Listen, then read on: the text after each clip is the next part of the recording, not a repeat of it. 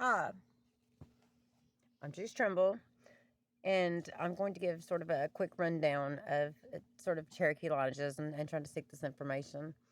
Um, I was always told my grandma, Phyllis Caudill, and it was Phyllis Caudill Hillard was her married name, was Cherokee. So I thought, well, I'd sort of seek this stuff out and see. I saw something about the Lamb family. Someone had posted that information all over online, but that's not really particularly the one I was seeking. Um, This is the book, The Cherokee Adares. It was actually put together by Cherokee Nation members. You can see David Cornstalk, who actually ran for principal chief, was one of the people who helped make this book.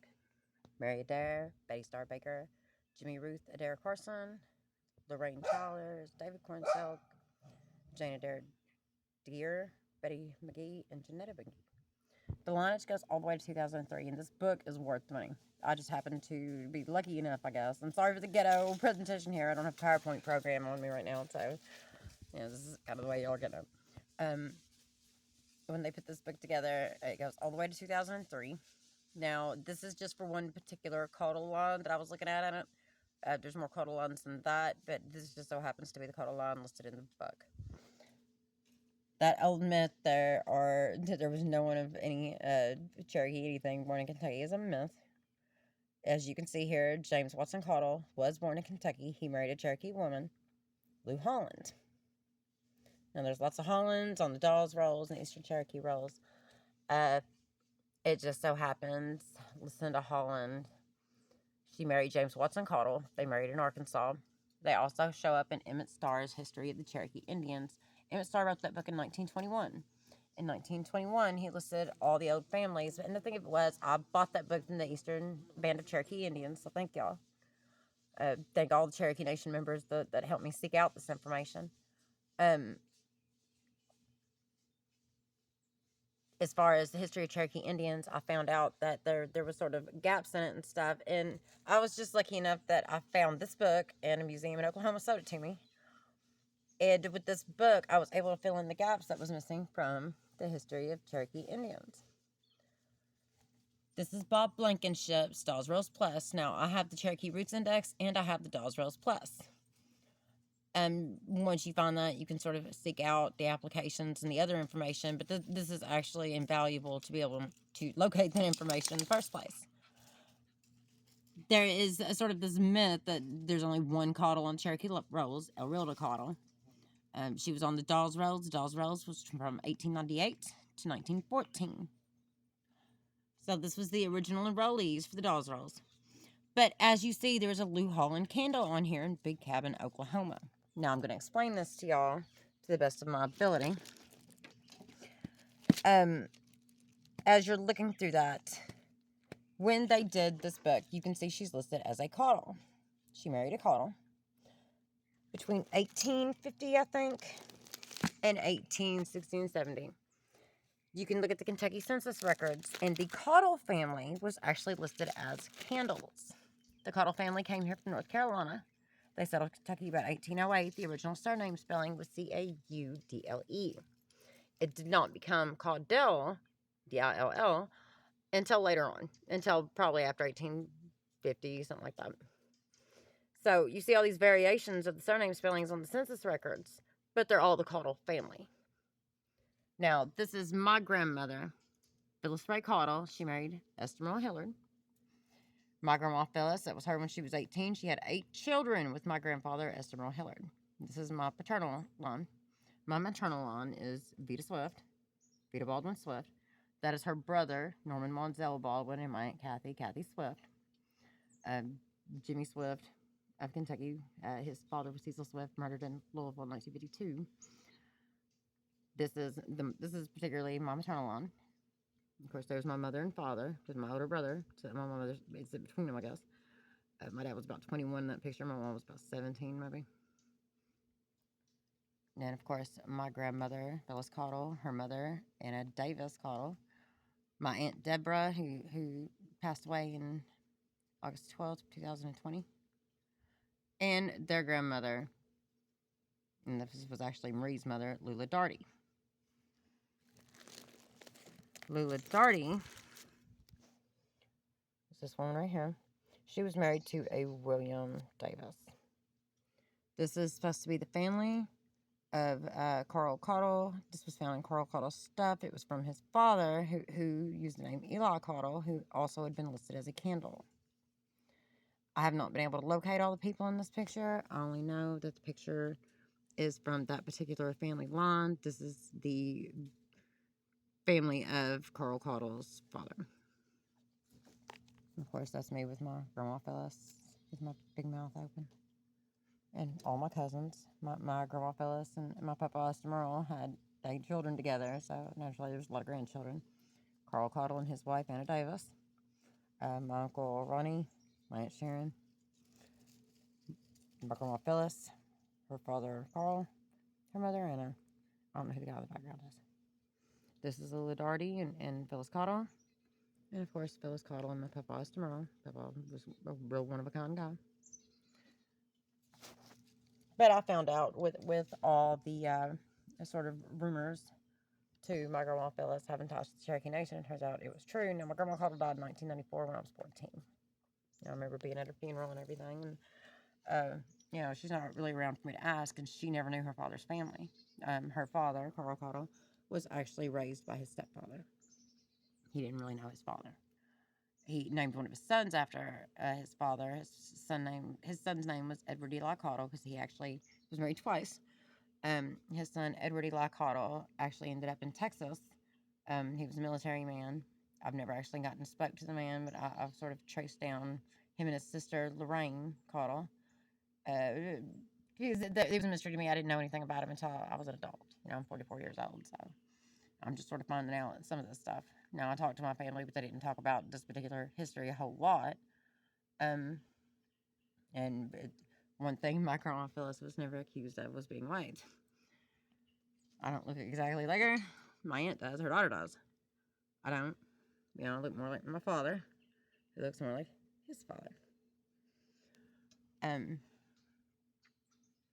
But as you're going down through all this, as you find the names and stuff like that, my best advice would be to pull those applications you can find for the Cherokee Nation. I thought maybe the best way to go about this is the Cherokee's no Cherokee. So I sort of reached out directly to the Cherokee Nation to ask them themselves, because who's better to know who they are than them? So my advice would be, reach out to Fort Worth and all that stuff. But just some of the information you're going to need, it's going to have to come from Cherokee people themselves.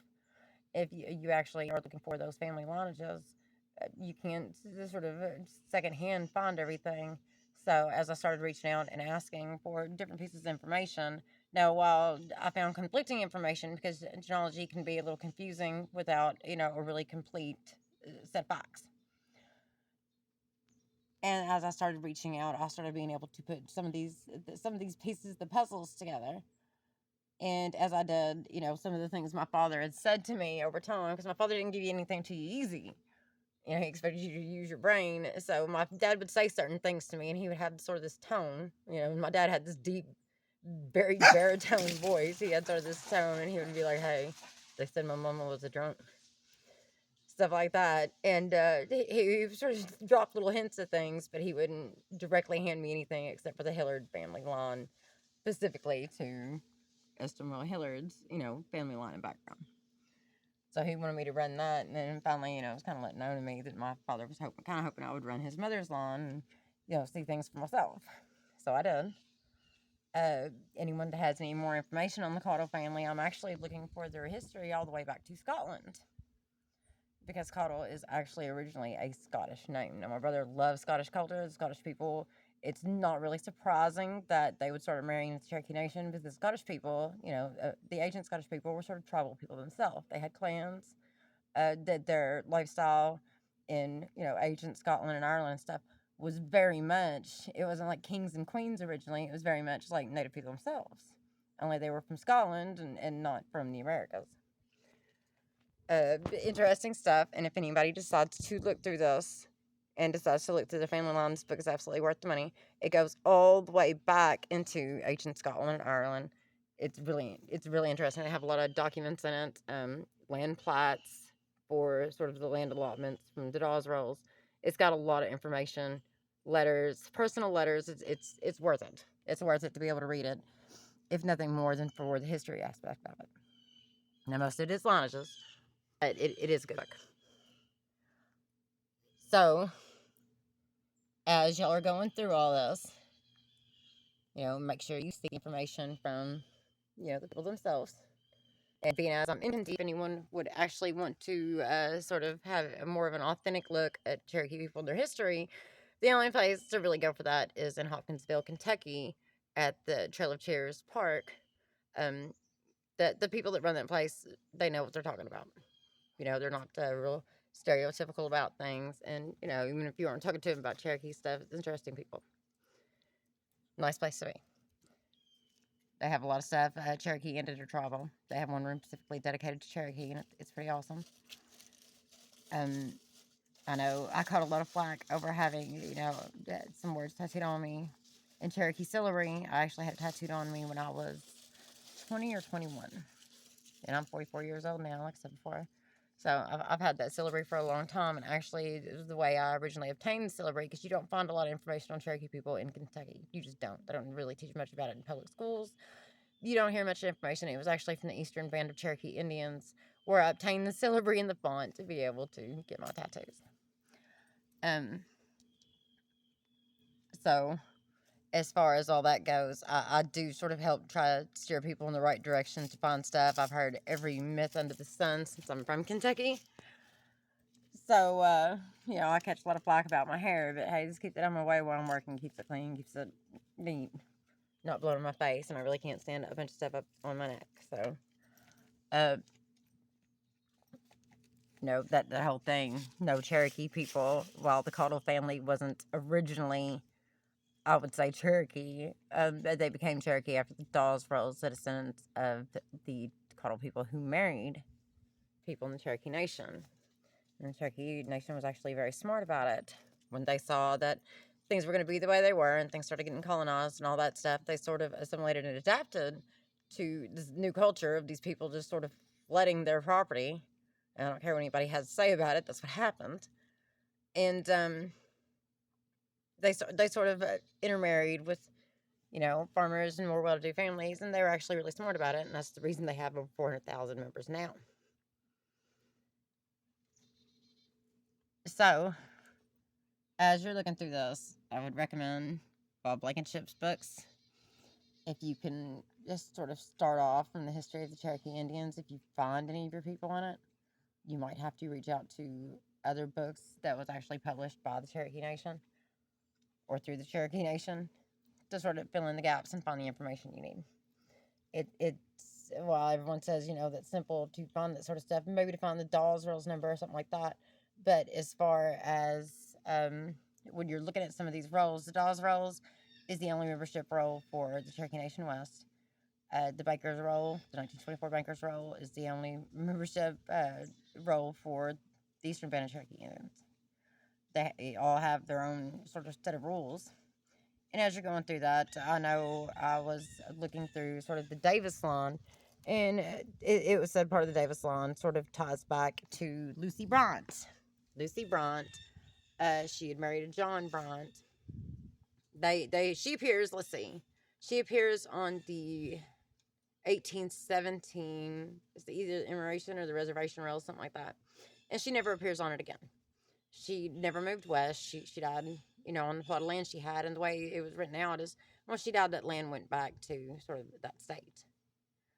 So I did see Bryant's on, sort of the Dawes Rolls later. But I noticed a lot of her descendants never appeared on any other rolls. So we had this Lucy Bryant that was actually a Cherokee. She had lot number 91. She died on that particular plot of land. And as you looked at the rolls, a lot of her descendants never appeared on the later rolls. They're just not there. Although she did have descendants, they just did not, I guess, stay with Cherokee Nation. I don't know. So that's another line I'll be looking through, is that particular line of Lucy Bryant, because the Davis family is actually supposed to sort of tie in with that line. And of course, there's a lot to look through with the Darty family. If there are so many Dartys, that is just an intimidating task. So I haven't really went through it all the way yet. I know my line connects back to Moses Darty, But like I said, there is a lot of darties. There's not as many Caudles. There is a lot of darties. So I've been a little intimidated by looking for that information.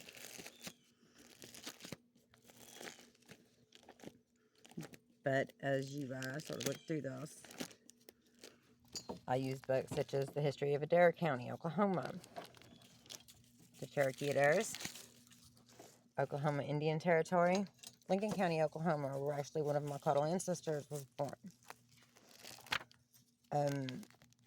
Trying to remember the lineage of the first families of the Twin Territories. Oklahoma Genealogical Society, 1998, is another book I like to sort of look through. There's a lot of people from Kentucky that moved into Oklahoma Territory in this book.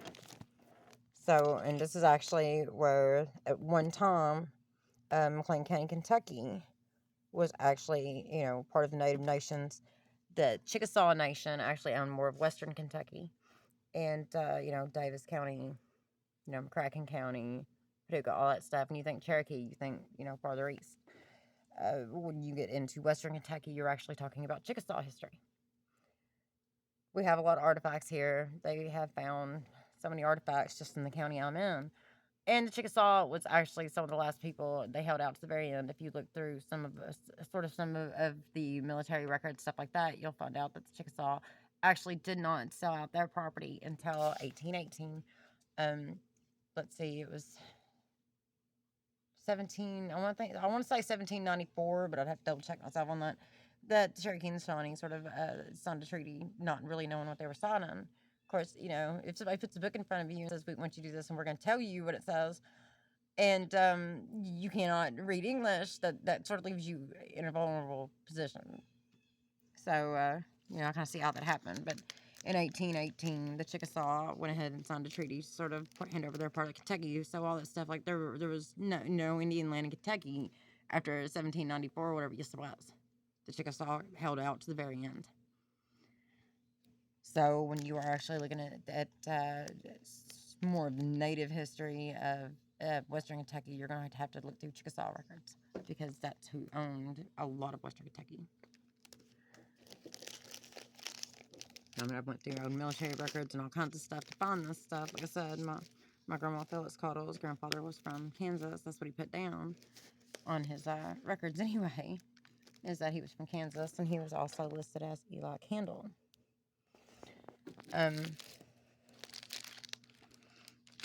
But as you're going through this, do not be afraid to find these lineage books, territorial books, all this stuff. Military records is really valuable in finding stuff. I know there's one book in particular, I don't have it cited in this binder, but I have it in another one, where the military records list the last Indian in Kentucky in the same book on 2 different dates.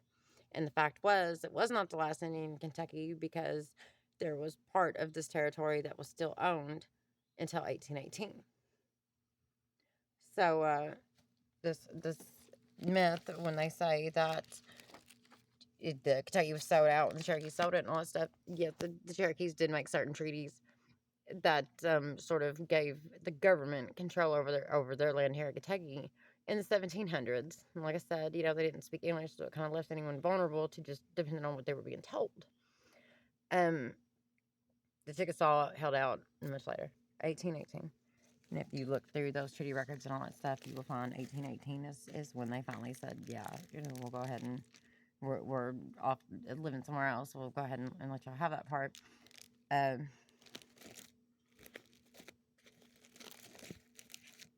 Look through the actual records of the Native Nations if you want to see what really happened. And finally, this is Carl Caudill and Marie Davis. That is my great-grandfather and my great-grandmother. She actually died in 92. He died in 59. I never knew him. I'm actually surprised at how much he looks like the Caudills of the Cherokee Nation. Because I've sought out those records. I've sought out pictures. I've sought out everything I could find. Because like I said, my grandma Phyllis did not know her grandfather. She never met him, didn't know anything about him, didn't even know what he looked like.